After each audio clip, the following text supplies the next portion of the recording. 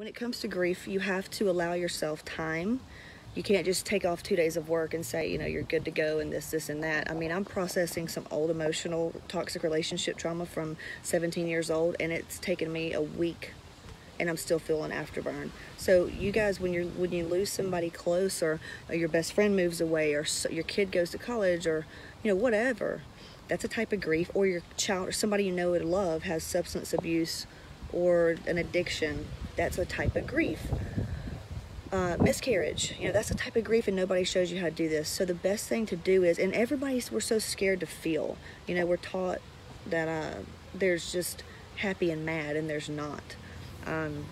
We could go on a whole other soapbox for that one, but grief, the best way to do it is, if you feel like you want to eat your emotions or drink or not eat, you know, when I get stressed, I don't want to eat, but whatever the case may be, if you go to food, you have to step back and go, just like we do with everything else.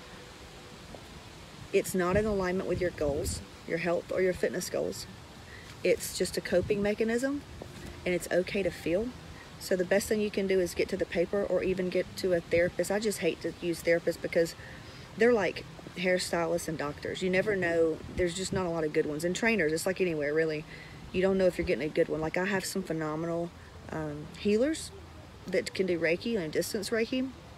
But therapists, you know, feel free to just post the therapist that you like to go to. Maybe somebody in the area can use them. I just don't want you to take antidepressants. You don't need, some people do, you know, you need a Xanax or antidepressants for 6 weeks while you do therapy, so you can process it. But antidepressants are just going to be an emotional condom. Xanax are just, you know, Xanax, alcohol, food, it's just going to be an emotional condom.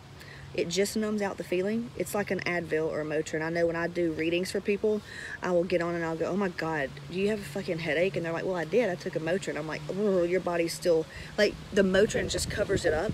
They still have a headache. So it's the same thing with grief. So if you find yourself going to food or sabotaging your efforts because of the grief, here's what you do. You have to make sure you're taking time every day, just like any other day. You're being a little bit more gentle with yourself, and you're observing how you feel. You know, are you tired this day? If you want to lay in the bed that day and just, you know, mope, then you need to mope, and you need some help with the kids. You need to ask for help. You need to order some meals, you know, some meals to be prepared and sent to your door, because you're not going to cook and you don't want to bother your friends, you know, because if your friends cook for you, they're probably going to put fucking butter and dairy and gluten in that shit, and let's just not do that, you know what I'm saying? That's one thing I can't stand when deaths happen. Everybody brings food, and it's like, I need y'all to bring like Icon meals, Bite meals, or Bodybuild meals. This shit ain't gonna help me. It's gonna make me fucking sick. But you have to just sit with what you're feeling and observe, instead of going to a substance. You cry, you do whatever it is. You have to process it, and it's just gonna take time. Nobody tells you how to do this. Nobody tells you how to do this. I wouldn't wish, you know, somebody losing their child on my worst enemy. That's the worst.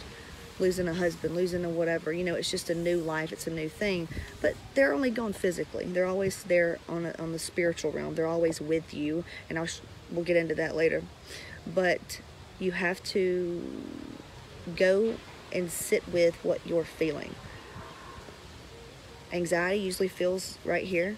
It feels just, you know, if you feel irritated, you need to go be alone. You don't need to get right back into your daily life. You know what I'm saying? Have a little bit more fun. Schedule some fun.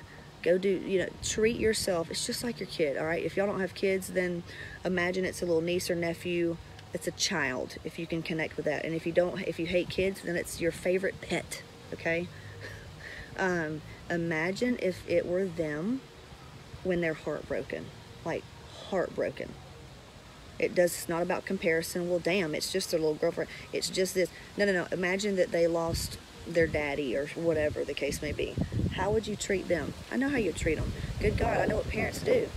They go out and they try to get some help for them. They look for counselors.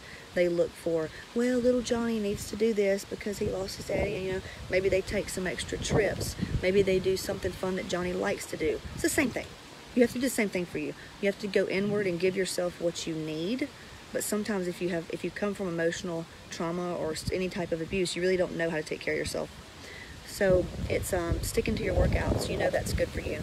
You know that exercise is what you need. You know that moving your body is good. It doesn't. You don't have to do powerlifting every day. I mean, my workout was shit this morning. It's literally like I warmed up this morning and that was my workout.